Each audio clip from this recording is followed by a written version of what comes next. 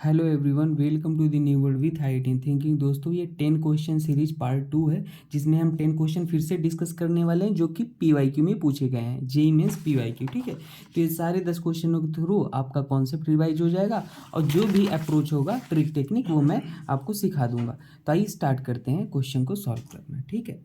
देखिए, पहला क्वेश्चन यही 2020 में पूछा गया था। इसमें बोला था कि बताइए आईयूपीएसी नॉमेनक्लेचर क्या होगा। तो एक बात हमेशा याद रख लेना दोस्त, कि अगर हमारे पास जो ये हम दिख रहा है आपको, एक सेकेंड, हाँ।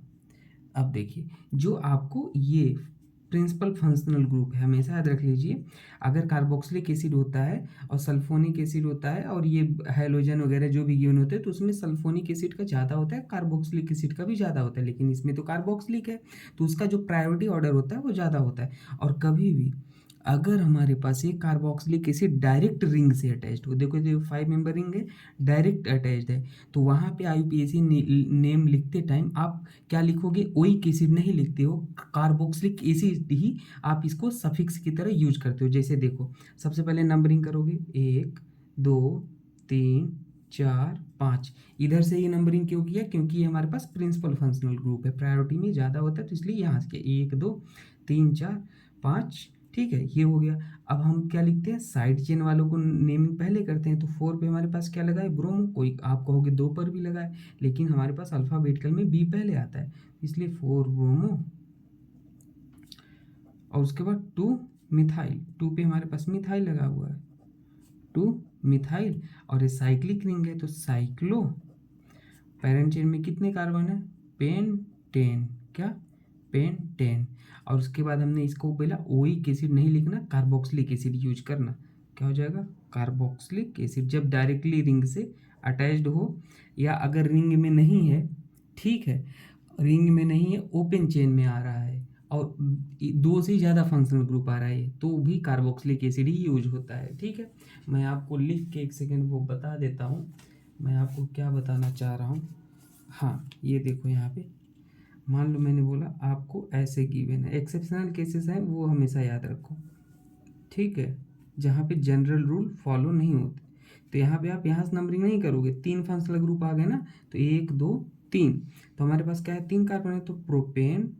पैरेंट चेन में प्रोपेन, सभी सिंगल बॉन्ड है, तो प्रोपेन 1 2 3, तीनों पे कार्बोक्सिलिक एसिड लगे हुए हैं। ट्राई कार्बोक्सिलिक एसिड ऐसे लिखना। ऐसे हमारे पास CHO तो वहाँ पे अल नहीं लगाना सफिक्स, इसके लिए कार्बोल्डिहाइड हो जाता है। क्या? कार्बोल्डिहाइड। तो वो मैं बता दूंगा, अभी जो याद आ रहा है आपको वो सिखा दे रहा हूँ, ठीक है।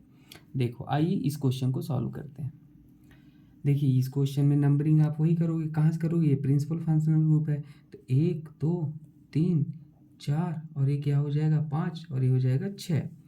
तो यहाँ पे हमारे पास आप देखो कैसे आप नेमिंग लिखोगे।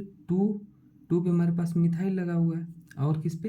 5 पर भी हमारे पास एक ब्रांच लगा है, तो हमारे पास 2 5 डाई मिथाइल, 2 5 डाई मिथाइल, ठीक है। उसके बाद आप क्या लिखोगे? 6 पे ऑक्सो है। याद रख लेना एक चीज़, अगर हमारे पास ये एल्डिहाइड है, ठीक है, एल्डिहाइड है, ये अगर हमारे पास पैरेंट चेन वाले में कार्बन आ रहा है, देखो एल्डिहाइड का कार्बन जो है वो पैरेंट चेन में आ रहा है ये, तो वहाँ पे एल्डिहाइड को हम क्या लिखते हैं? ऑक्सो लिखते हैं, ऑक्सो।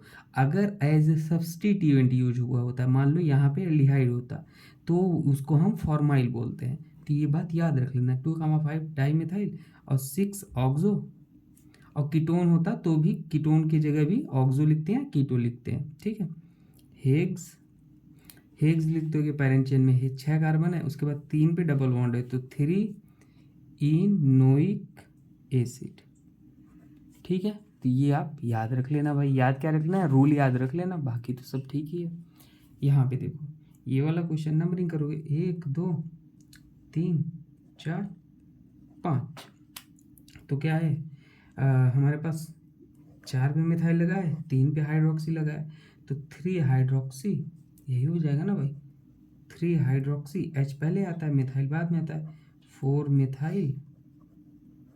और हमारे पास पैरेंट चेन में कितने कार्बन है? 5, तो pentane oic acid, pentanoic acid, एक ई को काट लेना। अगर लगातार वॉवेल आते हैं तो एक पहले वाले वॉवेल को कट कर देना, ठीक है। चलो भाई बढ़िया। ये क्वेश्चन अब देख लो। ये क्वेश्चन में आप कैसे कहोगे, स्टेटमेंट टाइप का क्वेश्चन था, तो इसमें हमारे पास क्या हो जाएगा, आईपीएसी नेमिंग अगर आप इसका करोगे तो हमारे पास क्या हो जाएगा, एक और हमारे पास हो जाएगा 2 3 4। तो इसका नेमिंग पूछा था, तो हमारे पास क्या हो जाएगा 1 क्लोरो, ठीक है, क्योंकि यहाँ पे प्रिंसिपल फंक्शनल ग्रुप है नहीं और एन में सी पहले आता है, तो इसलिए हमने इधर से किया 1 क्लोरो और 2,4 डाई नाइट्रो और इस रिंग को बेंजीन बोलते हैं अलग से, बेंजीन, ठीक है। ये हो गया भाई। इसको भी करोगे तो नंबरिंग कर लेना, आप कहाँ से कर लोगे नंबरिंग इसको, ठीक है। तो ये भी बहुत सिंपल है। कैसे सिंपल है भाई, नंबरिंग आप इधर से कर लो, एक नहीं, नंबरिंग आप इधर से करोगे तो यहाँ पे ब्रांचिंग नज़दीक आ रहा है, तो इसलिए इधर से करना है 1 2 3 4, बाकी आप नेमिंग कर लेना। ये इसको क्या बोलेंगे, यहाँ पे 1 पे हमारे पास क्या लगा है, अमीनो लगा है, 2 पे मिथाइल लगा है और 4 पे हमारे पास इथाइल लगा है। तो बस अमीनो पहले आएगा, इथाइल बाद में आएगा, फिर मिथाइल आएगा और बेंजीन आ जाएगा, ठीक है। तो ये इसका नेमिंग हमने बता दिया। वैसे ये क्वेश्चन स्टेटमेंट टाइप में पूछा था। ये वाला देख लो भाई, ये वाला, ठीक है। इसमें क्या हो जाएगा, सबसे पहले आप नंबरिंग कर लो। नंबरिंग करोगे, ठीक है, तो कैसे करोगे, 1 2, यही हमारे पास प्रिंसिपल फंक्शनल ग्रुप का काम करेगा, 2 1, इधर भी है ना कार्बन, 1 2 3 और उसके बाद हमारे पास यहाँ पे 3 कार्बन है, समझ पा रहे हो ना। तो ये क्या हो जाएगा, 3 4 5 6, तो ये 6 आ जाएगा। 3 इसे ओपन करके लिखोगे, अरे भाई देखो कन्फ्यूज, 3 बार लिख लो, 1 2 3, ऐसे ऐसे ऐसे, तो 1 2 3 4 5 6, वही 6 लिख दिया था। और यहाँ पे 7, तो हमारे पास क्या हो जाएगा, 7 पे OH लगा तो 7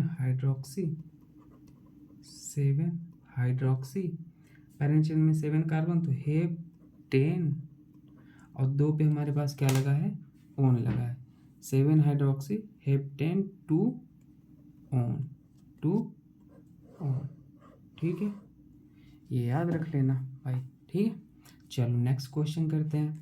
ये क्वेश्चन था, इसमें फिर से एल्डिहाइड आ गया है, कार्बो डायरेक्ट रिंग से एल्डिहाइड लगा है, तो यहाँ पे अल सफिक्स नहीं यूज होता, डायरेक्ट अगर रिंग से लगता है कार्बल्डिहाइड बोलते हैं। और कौन सा कार्बल्डिहाइड बोलते हैं पता है, इसको आप अगर ग्रुप मानो तो अल्फा है, ये बीटा है, ये गामा है, तो इसे आप बोल दो कि गामा पे मिथाइल लगा है, तो गामा मिथाइल साइक्लो, ठीक है, साइक्लो, और ये सभी सिंगल बॉन्ड है, हेक्सेन कार्बोल्डिहाइड, ठीक है। तो ये आप याद रख लेना, अल नहीं यूज करते हैं अगर डायरेक्ट रिंग से अटैच्ड हो तो। आइए ये क्वेश्चन को देख लेते हैं, ठीक है। ये भी बढ़िया क्वेश्चन, यहाँ से नंबरिंग करोगे तो 1 2, ब्रांच इधर से नज़दीक आ रहे थे, 1 2 3 4 5 6, तो हो जाएगा 2 क्लोरो 1 मिथाइल और 4 नाइट्रो है, 4 नाइट्रो बेंजीन, ठीक है, 4 नाइट्रो बेंजीन। यहाँ पे देख लो आप, यहाँ पे क्या करोगे आप, इधर से नहीं करोगे, क्योंकि हमेशा याद रख लेना डबल बॉन्ड अगर हमारे पास अनसिमेट्रिक वे में है तो आप इधर से करना, 1 2, इधर से नज़दीक भी है, 1 2 3 4 5 6, ठीक है। अब क्या करोगे आप, यहाँ पे आप नेमिंग कर लो भाई। 2 पे हमारे पास ब्रोमो लगा है, 2 ब्रोमो, और हमारे पास हो जाएगा पैरेंट चेन में 6 कार्बन तो हेग्स, और हमारे पास 2 पे इन भी लगा है तो 2 इन, एल्किन को इन बोलते हैं, और 4 आइन, हो गया सर। अच्छा मान लो अगर आपके पास डबल बॉन्ड है ऐसे, ठीक है, और ट्रिपल बॉन्ड है, तो हमेशा डबल बॉन्ड की प्रायोरिटी ज़्यादा होती है ट्रिपल से। अगर मान लो ऐसे है आपके पास, तो यहाँ पे ट्रिपल बॉन्ड की प्रायोरिटी ज़्यादा होगी, ये चीज़ याद रख लेना, ठीक है। आओ ये क्वेश्चन को देख लेते हैं। ये क्वेश्चन में पूछा था नेमिंग, तो नेमिंग आप कैसे करोगे, एल्डिहाइड है, एल्डिहाइड प्रायोरिटी ज़्यादा होती है, तो आप नेमिंग याद करो, 1 2 3 4 5 6, तो हमारे पास क्या हो जाएगा 5 अमीनो, 5 पे अमीनो है और 4 पे हाइड्रोक्सी है, दिख रहा है आपको, 4 हाइड्रोक्सी मिथाइल। एक कार्बन भी लगा तो इसको 4 हाइड्रोक्सी मिथाइल भी बोलेंगे, ये मत भूलना, ठीक है। 4 हाइड्रोक्सी मिथाइल और हमारे पास क्या हो जाएगा 1,2 नाइट्रो बेंजल्डिहाइड, 1,2 नाइट्रो बेंजल्डिहाइड, ठीक है। ये हो जाएगा अपने पास सिंपल। तो ये सारे क्वेश्चन थे। और एक ये रह गया एथिलीन डाइन क्लोराइड है, तो इसका नेमिंग आप क्या कैसे लिख दोगे भाई, एथिलीन डाई क्लोराइड। तो सिंपल है ये, तो एथिलीन है तो सबसे पहले 2 कार्बन बना लो, सीधा कॉन्सेप्ट। और डाई क्लोराइड है तो एथिलीन डाई क्लोराइड, ये लगा दो क्लोरीन, बात खत्म, यही आंसर, ठीक है। हाइड्रोजन लगा लेना, मतलब वो अपना बताना पड़ेगा। तो एथिलीन डाइक्लोराइड, ये तो बहुत सिंपल था।